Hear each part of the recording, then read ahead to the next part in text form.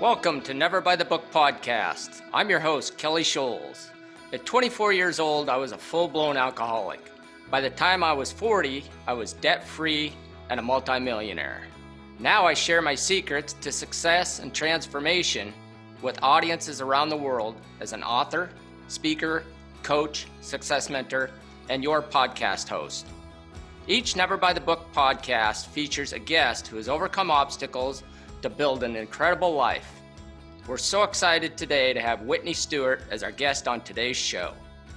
Whitney is a nutritionist, nutritional expert, clinical dietitian-nutritionist, and certified diabetic educator.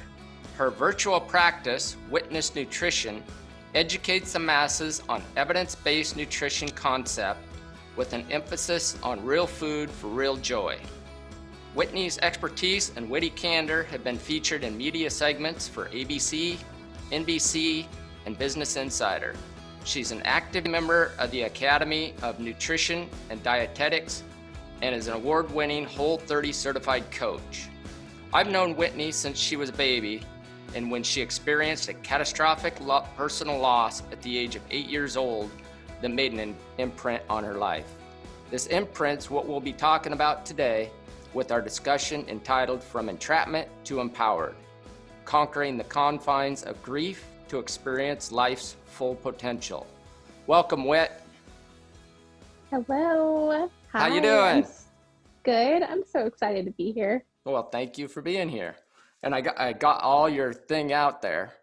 Only messed up a couple little words, but sorry, it's so long. That's all right. Hey, that's what happens when you're successful, right? I would like them to shorten the letters, but it hasn't happened yet, so we'll just go with it. That's all right. So we're gonna be talking about grief today and what you've dealt with for the last 20 some years. Mm-hmm. So 29. Last 29 years. Wow. But 21 years. I should 21. Say. Okay. Sorry, I'm 29. Before we jump into it, tell us what it was like before your loss growing up. I mean, to me, I thought I had the perfect life. Mm-hmm. I spent every morning with my mom. I spent every evening with my dad, and the weekends were us both. There was a lot of family and there was a lot of joy. I don't think I ever questioned if I was loved, if I was provided for, if I was happy. Like, I just knew I was, right? I was so secure in everything I had. And you were the first one born of all our friends. Yeah, I was the babysitter. You were the babysitter for all of our kids. Yes, you were. All of them. Yeah. So now let's talk about May 7th, 1999. Mm-hmm. It's even tough for me because I was waiting for your dad that night. Yeah. I don't know if you remember, but your dad and I were scheduled to go do something together the next day. Mm-hmm. And I was outside in the garage working on my racing lawnmower. Do you remember your dad and I were going to go race lawnmowers the next day? And I was working on it. I was waiting for him to call me. Mm-hmm. And Heather came out into the garage. And she'd been watching the news. And she said, "I think something just happened to Danny." And I go, "What?" She goes, "There was an accident. It was on the news. And I think Danny Richland just got killed." And I was floored. Mm-hmm. And about 5 minutes later, one of your mom's friends called Heather and told her what happened. So tell me what you were doing and how you found out about it. That day I called. So Daddy took work trips my mom can clarify, but I would say every month is what I remember as a kid, mm-hmm. Down to Tacoma. And he was late getting home. And so it was normal of me to call and check in and see where he was. And I called and he didn't answer, but the phone went through, and the phone, like in the background, so I could hear like voices and sirens and noises. At the time, like I didn't think anything of it. I just thought it was something wrong. And then probably like 2 hours later, I remember my mom being like really like nervous. And then his boss and coworker showed up in the front, and I remember them pulling up, and her going out front and like falling into their arms. And then I remember, it's like so broken. I remember our neighbor, Nancy Martin, showing up, and I remember them telling me. And I think, I mean, God works in such mysterious ways, but like, I remember being told, and I remember being in shock, but I wasn't alone. Yeah. I was like surrounded by people. And I think that's what has been so impactful about my childhood, is that from that moment forward, I literally never remember being alone, probably until I went to college. And I don't know if you or your mom were outside, but Heather and I walked outside, and there was the most beautiful rainbow I've ever seen when we got that phone call. I didn't see it, but I think there was a lot of people who mentioned it. Mentioned it after. Well, your dad was an incredible man. He was 37 years old, and he was taken from us way too soon. Yeah. But from that, he got an incredible daughter that is carrying on his legacy and her own legacy. Yeah. As a kid, I used to always tell everybody that like his work was done, and that he didn't. He got to go home early. That like he graduated early. And I think that that's so true. Like, I think that his impact was so large for such a short period of time that a lot of us are trying to make that same impact in our whole lifetime. Yeah, your dad was very impactful, I think, on every life he touched. Yeah. So how did you handle the loss of your dad at first? So at first, I cried for 5 minutes, and then I picked myself up, and I went and got my mom's Mother's Day gift that I had made at school that week, and I took it to her to open. And from then until, oh my goodness, sophomore year of high school, I don't know if I cried significantly again, because I just knew someone that week said, "You're such a trooper." Right. And it just titled me. Like, that was me. Like, that was what I was going to do. Like, I saw a hole that needed to be filled, and I thought it was mine. And so I think I looked around and I saw what was missing. And so I just tried to put on his shoes. Yeah. And that consumed me until my grief became bigger, maybe. So did you do any counseling right away? Yeah. So I'm so glad you brought this up. Like, I think that counseling is such an important, impactful part of healing. And I went to counseling. I saw a couple counselors as a kid. One really fit. She was actually a retired counselor, and she was more of like a grandma. Like, it was just somewhere that I could go and be safe and open up, I think, with somebody who wasn't directly involved.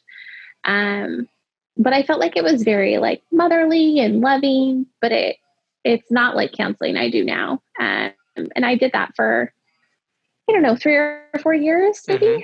It was probably shorter than that. I was kind of a counseling dropout, I think, ask my mom. But I think it served its purpose at that time, but it wasn't until later that counseling like really, I think really impacted me in my journey. Okay. So, Okay. So dealing with grief, you said, it was quite a few years before you really dealt with it. So let's talk about grief. yeah. What is grief? How does it stop us? How does it empower us? So I have seen grief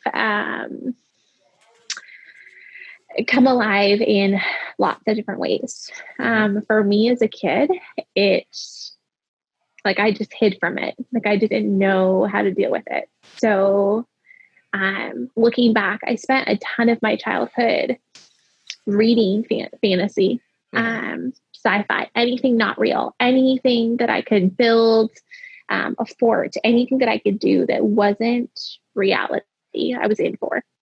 Any way to escape. So did you ever talk about your dad's death with anybody?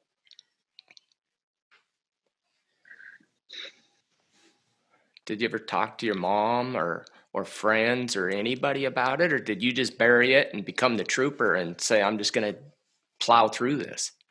I don't think so. We talked about him in the past and about memories and about good things and about qualities that like I had of his. Right. And I would ask questions, but about his actual death, no.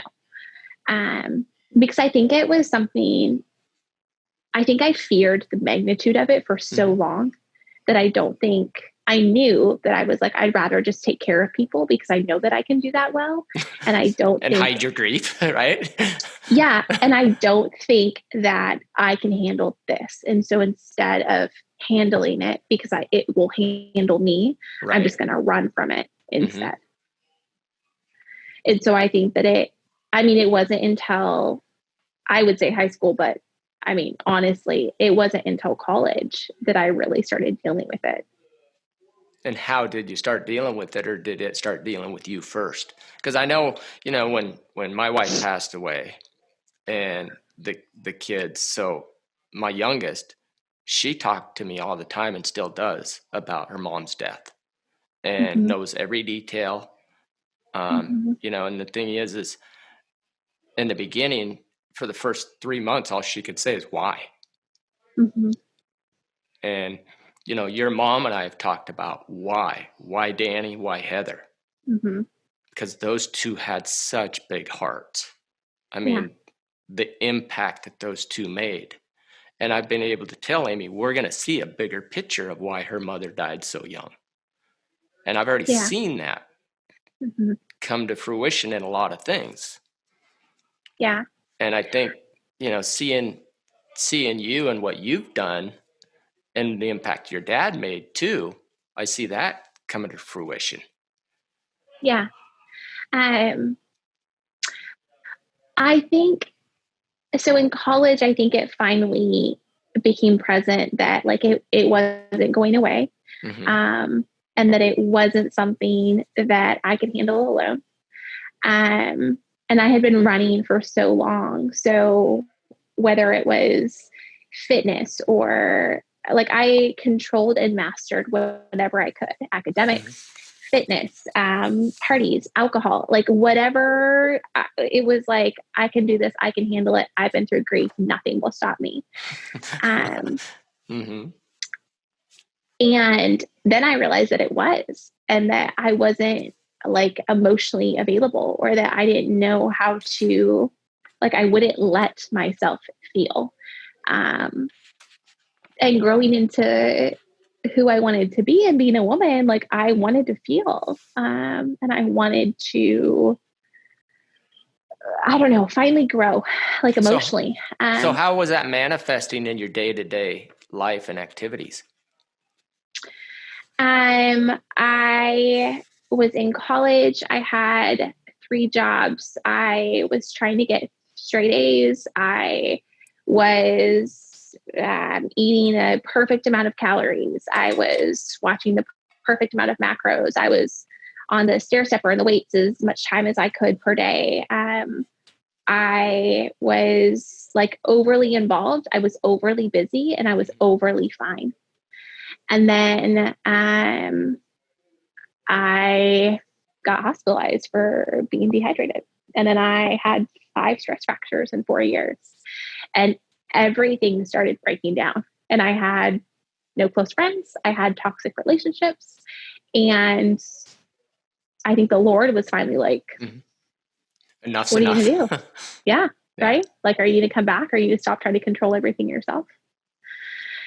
And I found a church here, but then I think the way that I've been able to handle grief, which has been so powerful, is I am not like trooping alone anymore. And I don't feel like I have to. So I have like an incredible community of girls at Bible study that I started like 4.5 years ago, that they were all going to counseling. And they were like, why don't you go to counseling too? And being there on that couch, it was like I was 8 again. Yeah. It was like everything I had repressed, everything I had said, I'm fine, I'm too busy, I don't need it, I'd rather take care of someone else, all came out.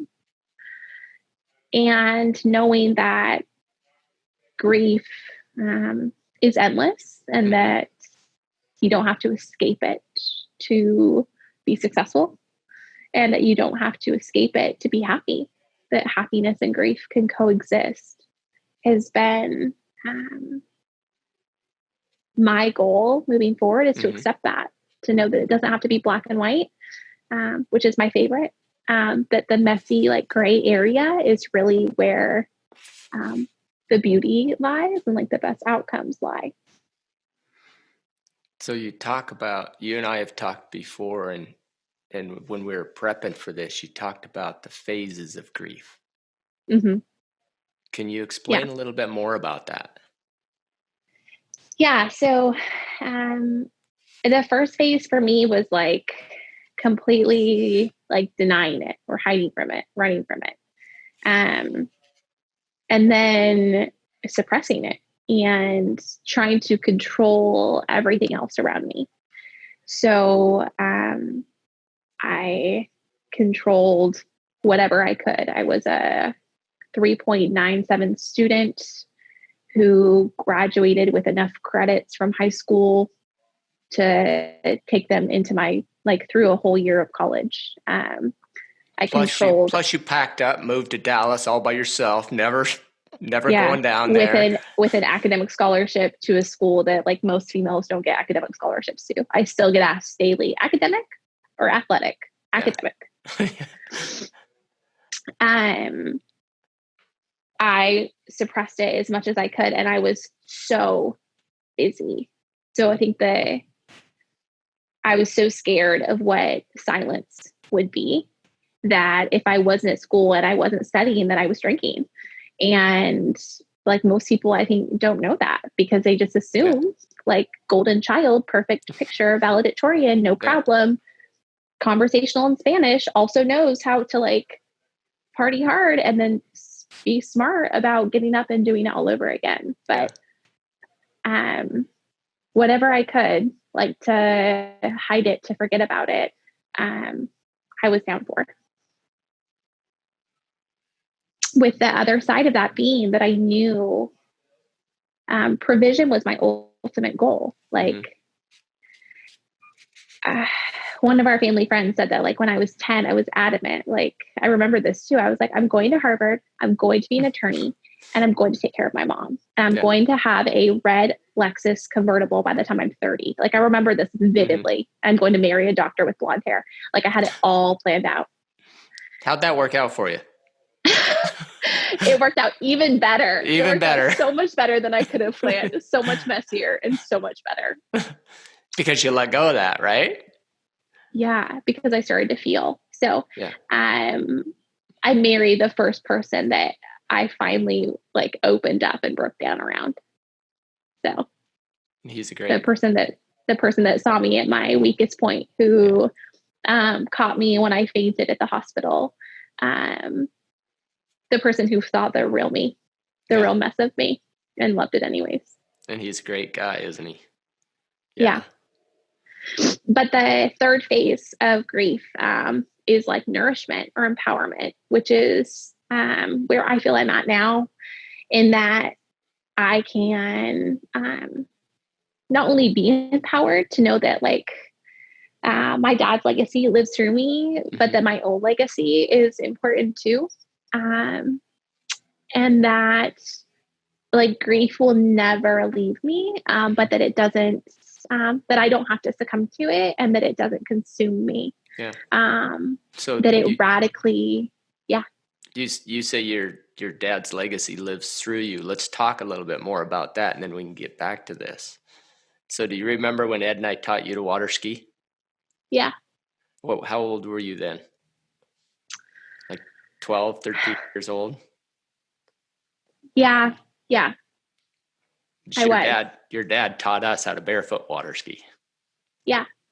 Yeah. And it was cold and it was rainy. And you said, you can get in the boat when you get up. And I was like, it's cold. And you're like, I learned when it was ice cold in February and they gave me a beer, but I'm not going to give you a beer. Yeah. So you and I were also talking, and, you know, when I went down and visited you a few years ago, of course, you took me to your spin class. Then we went for a 5-mile run, and I think you tried to do me in.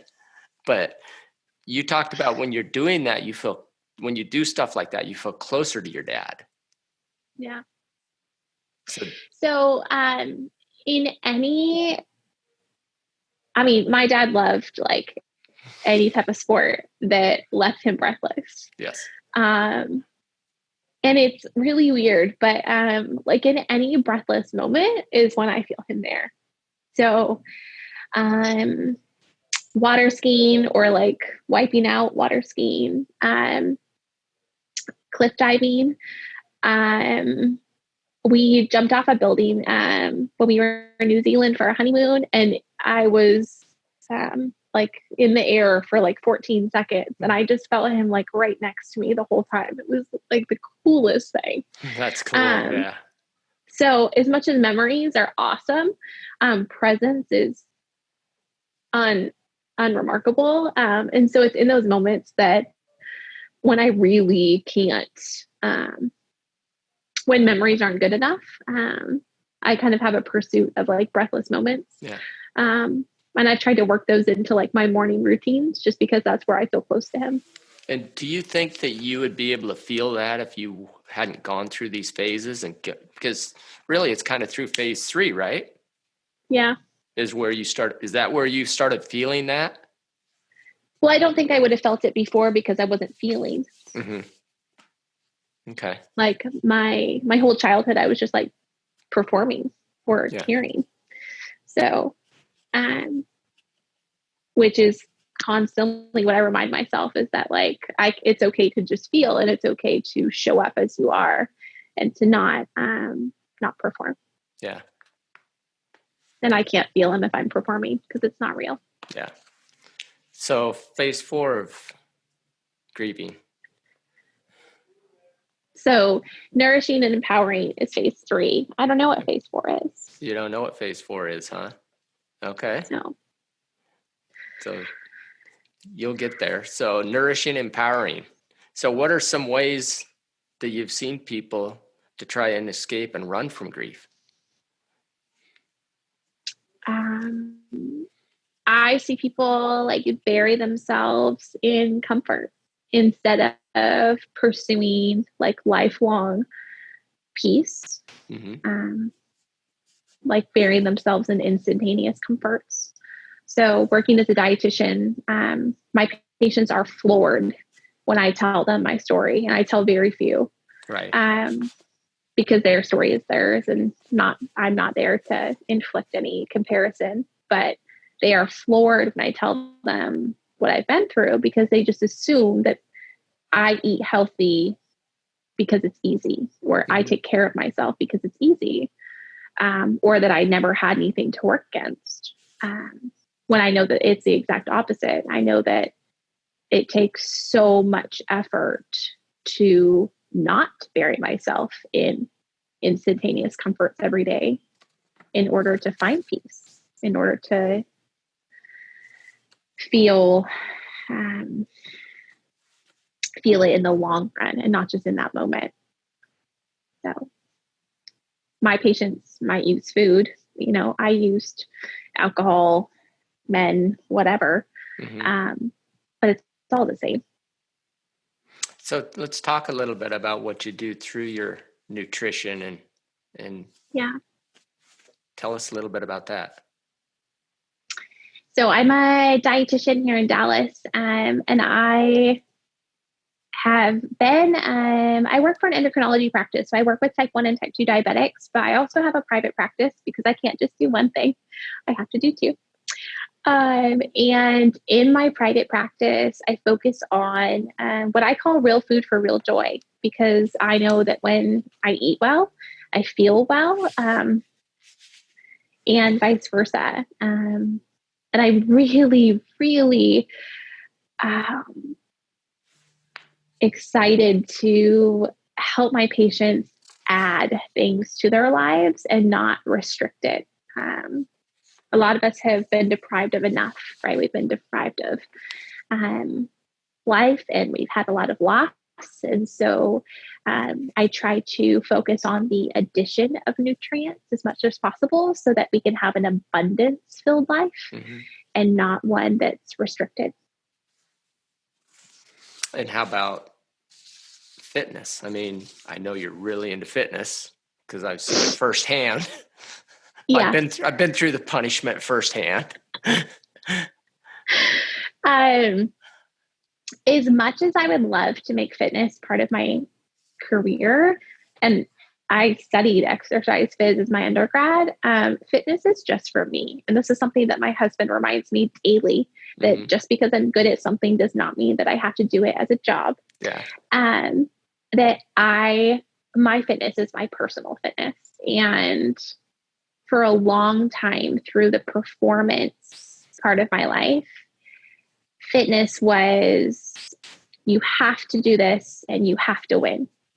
And now it's waking up and saying, what do I want to do today because I can? And there's a huge difference for me in joyful movement versus required exercise. Okay. You also talked about community and you talked about church. Yeah. So community, I mean, do you help people? Have you helped anybody with grief or talk to people about it?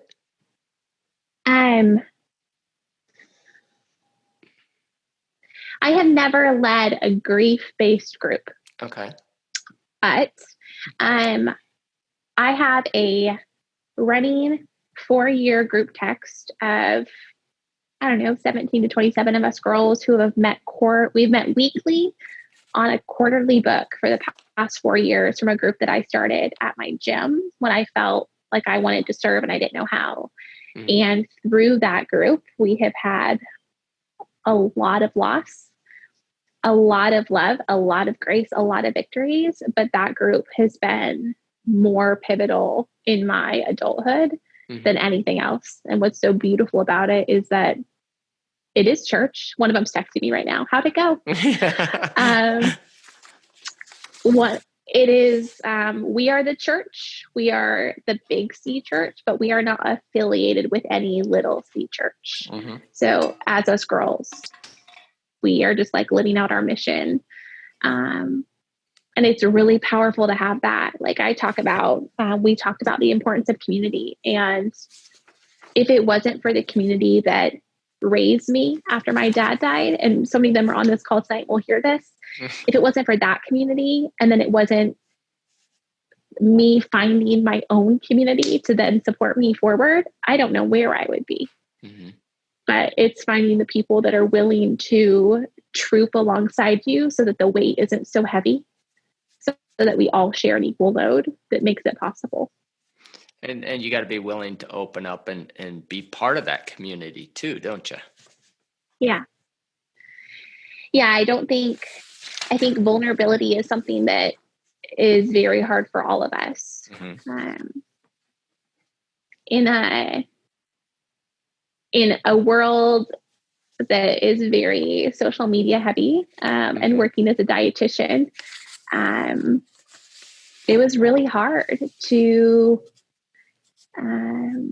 be vulnerable and be honest about something as little as like, I ate pizza for lunch. Right. Or something as big as like, I ate my feelings for years, Well, and you're very, I follow you on your social media, and you're very honest about, not trying to keep up with everybody else, just be you, right?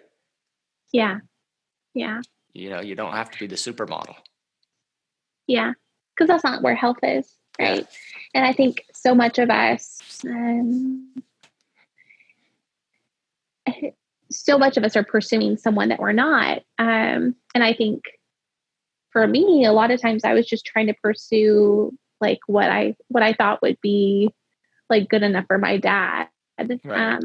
Until I realized that like I just was who I was already was enough. So. Well, I can tell you, your dad's looking down on you. Is very proud of you. Thank you. Yeah. So, tell us how we can get a hold of you. You can reach me at witnessnutrition.com. You can sign up for my weekly newsletter. You can follow me on Instagram. You can check out my 5 New Foods Friday. I don't have a podcast yet, but maybe that'll be next. Well, I'm sure that could be next. And how about a book, Whit? Yeah, we're working on it. You're working on it? Good. Because, something I learned in dealing with Heather's death and stuff is the more I opened up, the more I shared about the story, the more it helped me deal with it. Yeah. And I think, because you haven't shared it publicly, have you? And talked about it a lot. No, this is the first time. So this is another step for you. Yeah. Most of my friends and family know me post 18. So they don't know what shaped my journey. They assume it was my celiac diagnosis at 18. They don't know what happened before then. So I'm really honored to be able to open up and share here vulnerably. It means a lot. Well, I appreciate you for being vulnerable and opening up. So, do we have any questions from the audience? We have a Q&A down at the bottom, or a chat. If anybody wants to go ahead and ask any questions, we'll see if anybody pops in here, Whit. Okay. Rebecca's controlling it, so I can't see, so. That's okay.